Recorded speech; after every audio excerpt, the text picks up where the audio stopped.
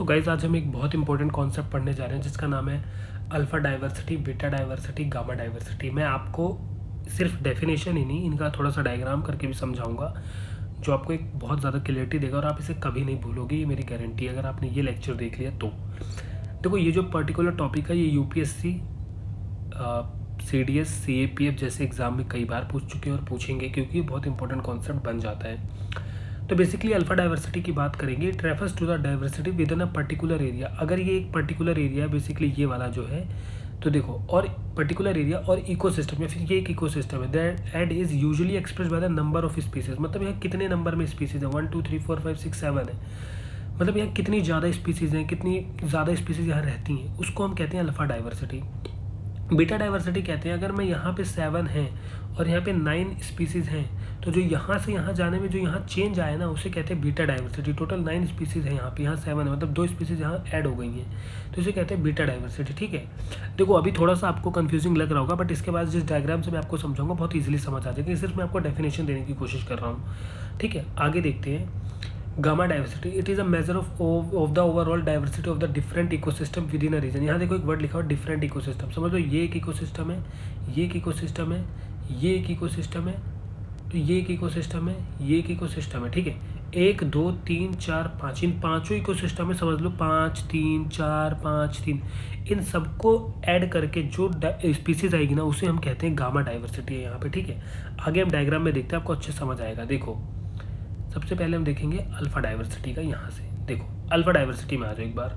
ठीक है, देखो अल्फा डाइवर्सिटी में इस वाले पर्टिकुलर चार्ट को देखो, यहाँ पे स्पीसीज है ABCDEFG तक। ठीक है, फॉरेस्ट में है ABCDE। ठीक है, अब हम अल्फा में क्या कर रहे हैं, देखो अल्फा में हम बेसिकली क्या करेंगे, हम इन्हें गिनेंगे। फॉरेस्ट में कितनी है, 1 2 3 4 5, टोटल 5 है। ठीक है, ये अल्फा में है। ग्रास लैंड की अलग गिनेंगे, 1 2 3, ये 3 है, यहाँ पे 3 है। ठीक है, हम डेजर्ट की अलग गिनेंगे, जी एक ही है भैया यहाँ पे, तो 1, तो ये अल्फा हो गया। ठीक है, अब बीटा देखते हैं। देखो बीटा डाइवर्सिटी क्या कह रहा है। बीटा डाइवर्सिटी बेसिकली बात कर रहा है कि ये स्पीसीज है ना ABCDEFG, इनमें अब देखो हम बीटा डाइवर्सिटी में कंपेयर करते हैं। पहले हम करेंगे between forest and grassland, इन दोनों में क्या है, ABCDE, मतलब यहाँ 4 हैं, 1 2 3 4। कैसे, वो मैं आपको बताता हूँ, देखो ध्यान से। अभी हम क्या कर रहे हैं, फॉरेस्ट और ग्रास लैंड में कर रहे हैं। फिर ग्रास लैंड में DEF, देखो जो D और E दोनों में कॉमन है। ठीक है, इसे हम नहीं गिनेंगे क्योंकि दोनों में कॉमन है। हम बीटा डाइवर्सिटी में गिनते हैं जो अलग है, 1 2 3 और ये 4, तो ये आ गई 4। समझ गए आप एक बार वीडियो दोबारा देख लेना, आपको अच्छे समझ आ जाएगा। फिर से बहुत सही से मैंने समझाया है। अब यहाँ पे देखो हम बिटवीन फॉरेस्ट एंड डेजर्ट देख लेते हैं एक बार। देखो एक second, between forest and desert, forest और डेजर्ट में देखो 1 2 3 4 5, यहाँ पे G है क्या, G यहाँ कहीं है, तो ये सारी तो ऐड होंगी, 1 2 3 4 5 प्लस ये भी ऐड होगा, मतलब 6। ठीक है, अब हम ग्रासलैंड और डेजर्ट के बीच में देख लेते हैं। देखो अभी आप बताओ मुझे कि DEF और G इन तीनों में और इसमें कोई कॉमन है नहीं, तो हम चारों को गिन लेंगे और 4 आ जाएगा। ठीक है, ये है हमारा बीटा गामा, ये है अल्फा बीटा डाइवर्सिटी। अब देखते हैं गामा डाइवर्सिटी क्या कहता है। देखो ये बहुत ही ईजी है गामा, तो मुझे पर्सनली ऐसा लगता है गामा इज़ वेरी इजी। देखो ये देखो 1 2 3 4 5 6 7, ठीक है, 7 स्पीसीज है।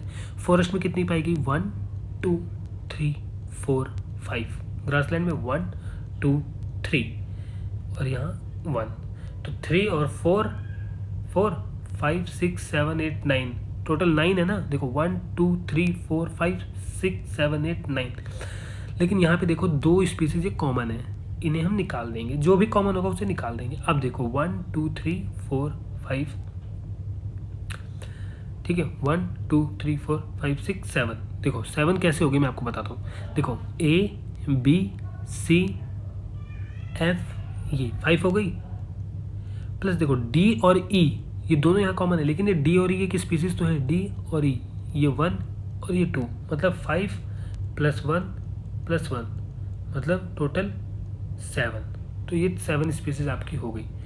तो मैं आपको गामा एक बार दोबारा समझा देता हूँ। देखिए थोड़ा सा कन्फ्यूजिंग हो गया, मुझे पता है ये थोड़ा सा पड़ जाता है, लेकिन ये पर्टिकुलरली गामा बहुत ईजी होता है। देखो हम सारी स्पीसीज़ को गिनेंगे, टोटल कितनी है, टोटल 9 है, गिन लो आप 1 2 3 4 5 6 7 8 9, लेकिन जो 2 बार है ना उन्हें हम एक ही बार गिनेंगे। डी और ई 2 बार है ना, डी ई डी, इसे एक ही बार गिनेंगे, डी एक बार ई एक बार। तो इन्हें तो यहाँ हमने 2 बार काउंट कर रखा है, तो 9 - 2 कर देंगे, 7 आ जाएगा। समझ गया आप? तो ये है पर्टिकुलरली अल्फ़ा बीटा और गामा का कॉन्सेप्ट। तो आज के लिए इतना ही। थैंक यू वेरी मच, और प्लीज़ लाइक एंड सब्सक्राइब कर दें।